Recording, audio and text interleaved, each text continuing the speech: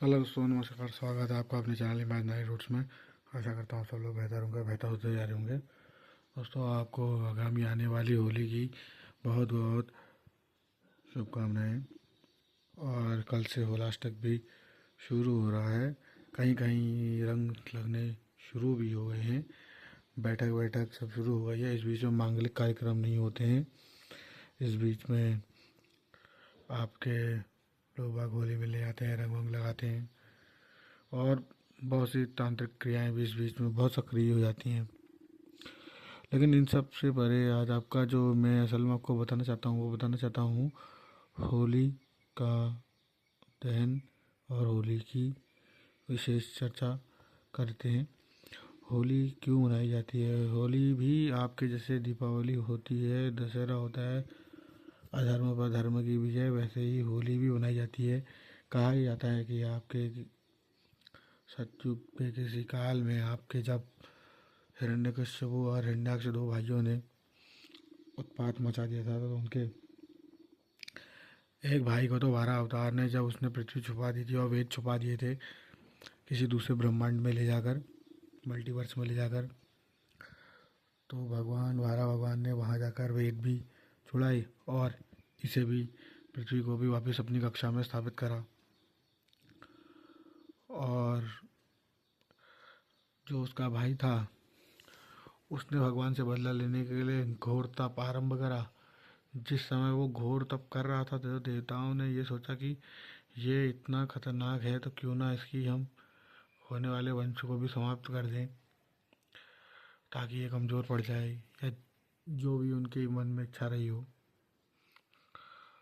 तो उन लोगों ने उसकी पत्नी जो कि कयादु थी, वो गर्भवती थी, उसे अगवा कर लिया। लेकिन जब उससे अगवा करा तो उस समय भगवान देवर्षि नारद बीच में आ गए। उन्होंने उस स्त्री को बचाया और उसको अपने संग लेकर चले गए और देवताओं को समझाया कि ये गर्भवती है, गर्भवती नारी का को परेशान नहीं करना चाहिए।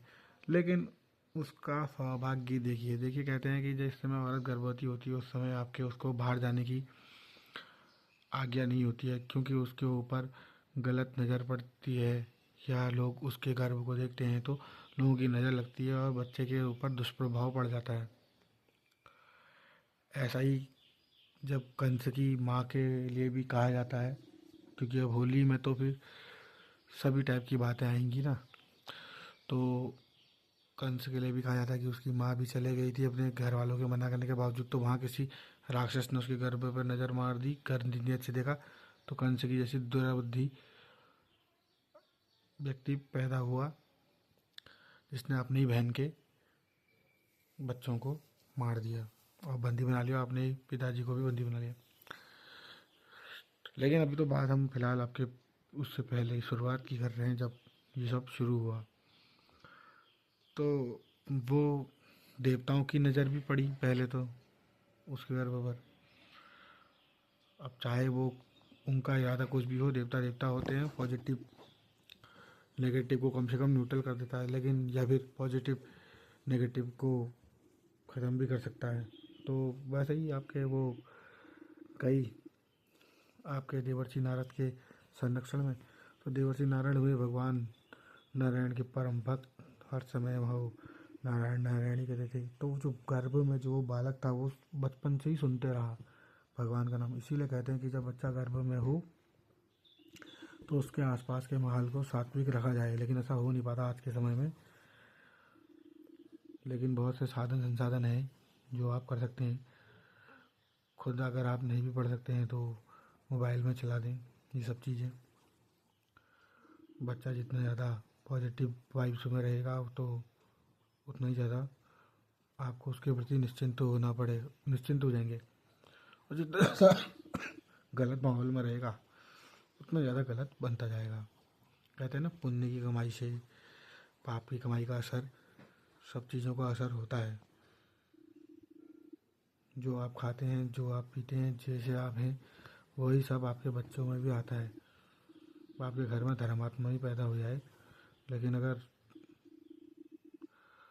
माँ बाप ही गलत हैं या उसके आसपास का संसाधन अच्छा नहीं है तो गलत है। इसीलिए लोग बाग अच्छी जगह अच्छी लोकेशन में सबको अच्छा बनाना चाहते हैं, लेकिन वो ये भूल जाते हैं कि हमारी कमाई कैसी है। कमाई भी तो मुख्य स्रोत होती है।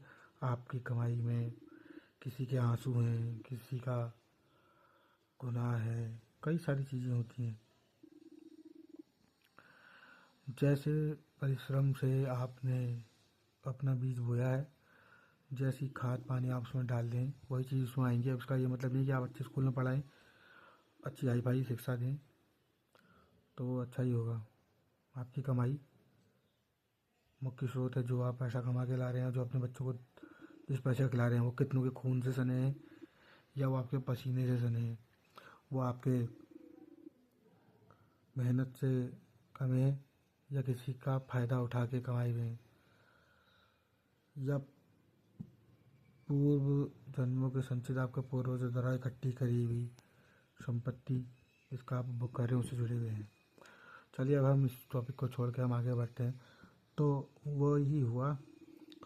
तो वो बच्चा सब सुनते रहा। उसकी माँ सो भी जाती थी तो वो बच्चा गर्भ में सुनते रहता था। वैसे कहा तो ये भी जाता है कि बच्चा जब माँ सो जाती तो बच्चा भी सो जाता है गर्भ में, लेकिन उस समय सतयुग था और देवर्षि नारद जैसे देवर्षि थे, तो उनकी बात तो अपने आप में ही बहुत बड़ी बात है, क्योंकि नारद भगवान का तो देवर्षि नारद का तो अष्टादश महापुराणों में स्वयं का एक उप पुराण है जो नारद पुराण करके प्रचलित है, जिसमें कई सारी शिक्षाप्रद बातें हैं। व्रत रत्नों के बारे में भी बताया है, बहुत सारी चीज़ें बताई गई हैं।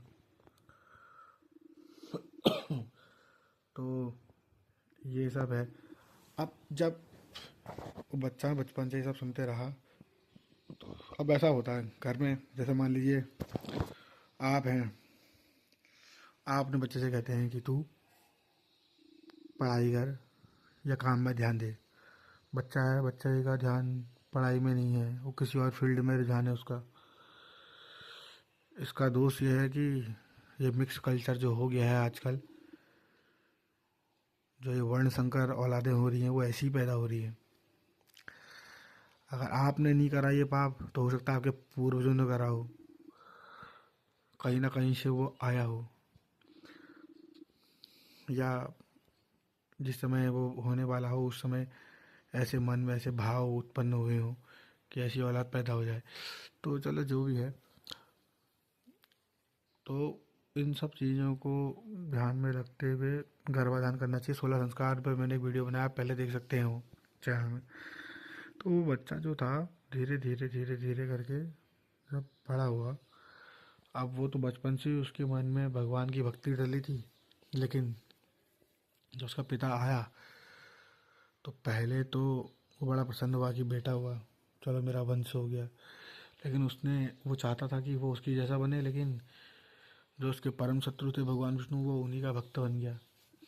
तो ऐसा करते करते करते करते उसने अपने बच्चे से वो इतना चिढ़ गया कि उसने अपने बच्चे को मरवाने के लिए कभी पहाड़ से फेंकवाया, कभी जहर दे दिया, कभी कुछ दे दिया, कभी कुछ दे दिया। बीवी रोकने के लिए भी आती थी तो बीवी को भी यही कहता था, तू क्या चाहती है कि तू ऐसी कलंकिनी बने कि अपने ही बेटा उस अपने ही पति के खिलाफ हो और मेरे शत्रु का साथ दे। सीधी सी बात है, कोई भी बाप यही चाहेगा कि मेरा बेटा मेरे पक्ष में रहे, किसी बाहर वाले का पक्ष ना ले। अब वहाँ पर को धर्म अधर्म वाली बात आ जाती है।